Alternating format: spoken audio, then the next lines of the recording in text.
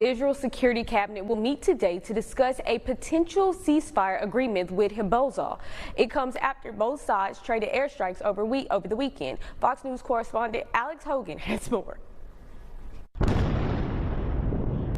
After nearly a year of fighting, Israel and Hezbollah are reportedly moving closer to reaching a ceasefire deal. But there have been several sticking points, including an Israeli demand for guarantees to ensure Hezbollah weapons are removed from the border area. The test for any agreement will not be in words or phrasing, but in enforcement, preventing Hezbollah from moving southward and rearming in all of Lebanon. The progress comes after the White House made a major diplomatic push last week, sending U.S. Special Envoy Amos Hochstein to the region to hammer out final details.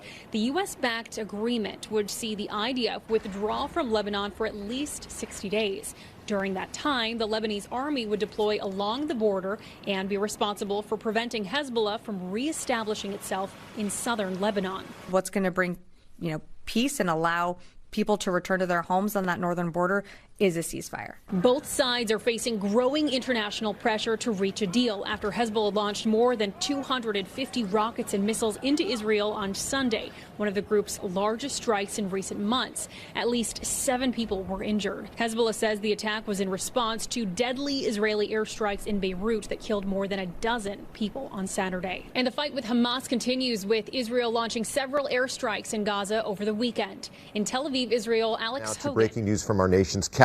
President Biden is now proposing to expand coverage of anti-obesity drugs like Ozempic and Wegovy. It would require the drugs to be covered for people who are on Medicare or Medicaid.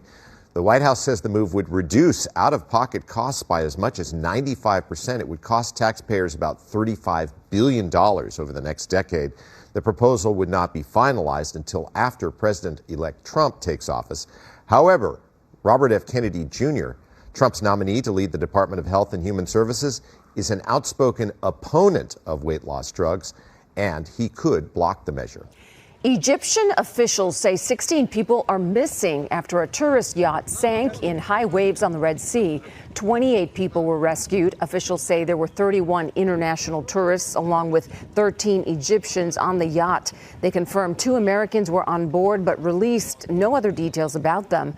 Survivors reported high sea waves caused the boat to capsize and sink. Within minutes, they said some passengers were trapped inside cabins and unable to escape. The tariff battles are about to begin. When President-elect Trump takes office, he says that he will sign an executive order imposing tariffs on all products coming into the U.S. from certain countries. He's calling on 2 to 3 nations in particular. Doug Lazare live for us in Washington on how these nations are responding. Doug, good morning. Good morning. Yeah, Canada, Mexico, and China, some of our biggest trading partners here. And this is a threat that is perhaps not a surprise, but the timing of it caught some folks off guard yesterday. The borders with Mexico and Canada move a staggering amount of goods each day, and those exchanges will be a day one priority for President-elect Donald Trump. He posted yesterday on Truth Social he intends to charge Mexico and Canada a 25% tariff on all products coming into the United States and its ridiculous open borders. This tariff will remain in effect until such time as drugs, in particular fentanyl, and all illegal aliens stop this invasion of our country. His son quickly followed up last night. You want to allow drugs to come through our southern border? We're going to tariff you. You want to allow them to come through Canada? We're going to tariff you. The threat extends to China as well, another major trading partner. Through the campaign, critics had said that Trump's tariff strategies would raise prices, triggering inflation. The Associated Press reports that Trump and Canadian Prime Minister Justin Trudeau spoke on the phone after yesterday's post, with a Canadian official saying it was a good conversation. A Chinese embassy spokesman posted on X, "No one will win a trade war or a tariff war." Later today, Trump's incoming border czar will head to the southern border to drive home Trump's tough line on illegal immigration. And he warned U.S. officials who pursue sanctuary policies. So look, I'll say it again. Don't cross the line. Do not impede us. Do not knowingly harbor and concealing an alien, or there's going to be consequences. And look, that's going to lead to a standoff with local leaders around the country, including in Los Angeles. So that's the drama yet to come here as we approach Trump's swearing in. Back to you guys. You know, there was a lot of reaction on social media, Doug, to these proposed tariffs, and depending on what economists you were listening to, whether or not these were, you know, tariffs that were going to take place across the board or targeted tariffs, depending on who you were listening to, you know, some said it would be effective, some said it wouldn't. Yeah, you know, it seemed, if you take him at his word, it seemed as though this was kind of across the board. There is an unbelievable amount of trade that goes on with Canada and Mexico, so this would almost certainly raise prices if they come to pass. And this may really just be kind of a negotiating tactic, but nevertheless, the leaders of all of these countries taking this very seriously. As they should. All right, Doug Luzair, live for us in Washington. We appreciate it, Doug. Thank you. And U.S. President-elect Donald Trump has been making waves with his electoral promises on immigration, inflation, and a host of other issues. In about 7 weeks from now, Trump will take office. But with each passing week, new reports emerge on the potential actions that he may take. Our next story is on transgender individuals serving in the U.S. military. If a U.S. media report is to be believed, Donald Trump is preparing to sign an executive order as America's 47th president, removing transgender soldiers from the military. The new order is reportedly more controversial than the directive Trump passed in his first term. In his last term in office, he signed an order banning transgender individuals from serving in the military. However, active personnel were allowed to continue their service. In 2021, U.S. President Joe Biden issued an executive order to overturn this ban. In his first week in office, the new policy was approved and implemented in June 2021. If Trump implements his new directive, the order will impact over 15,000 transgender soldiers. Critics say that the decision severely harms the American military on multiple fronts.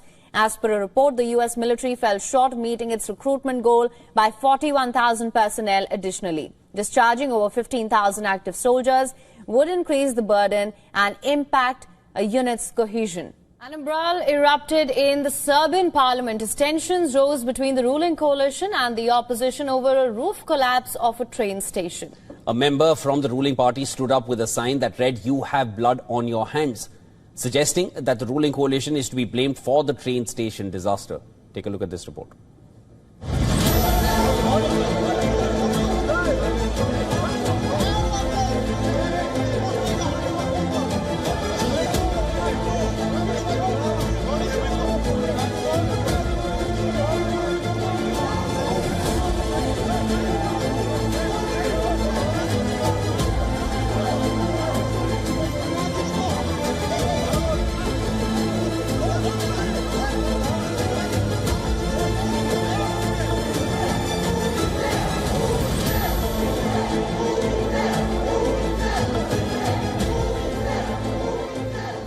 Dov Zakheim is a former Undersecretary of Defense in George W. Bush administration and currently senior advisor at Center for Strategic and International Studies.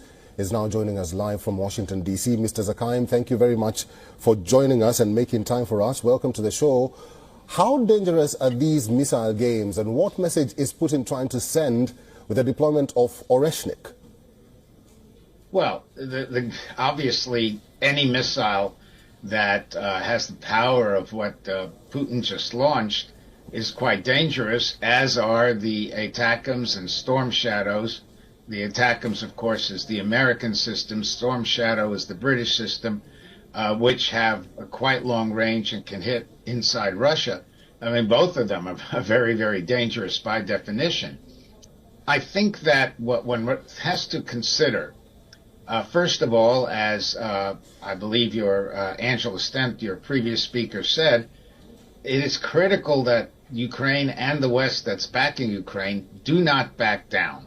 The use of this medium-range ballistic missile, frankly, was there to intimidate Ukraine and, even more importantly, to intimidate the West.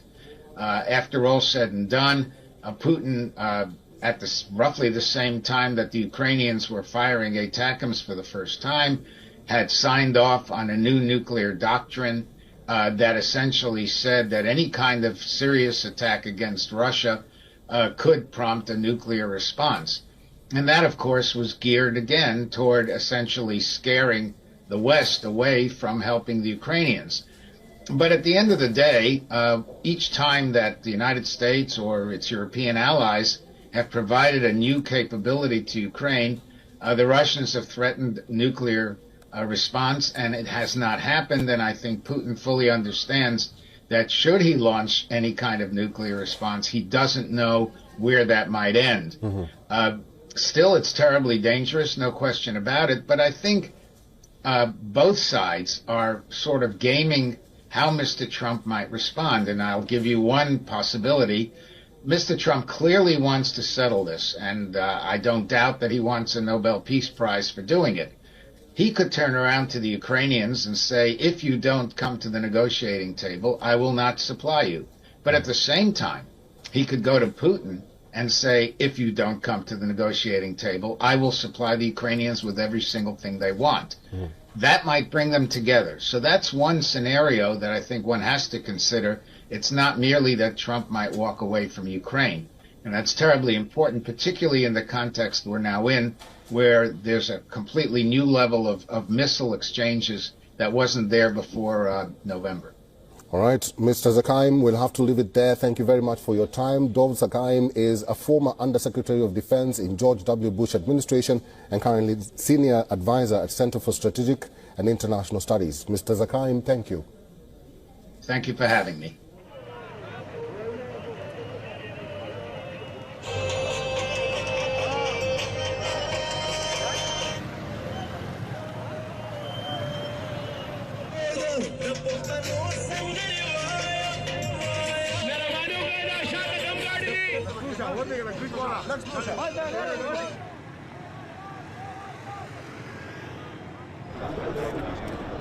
सारी शैल तो उधर जा ही नहीं देते सारी इधर जा रही है अब इस साइड है ना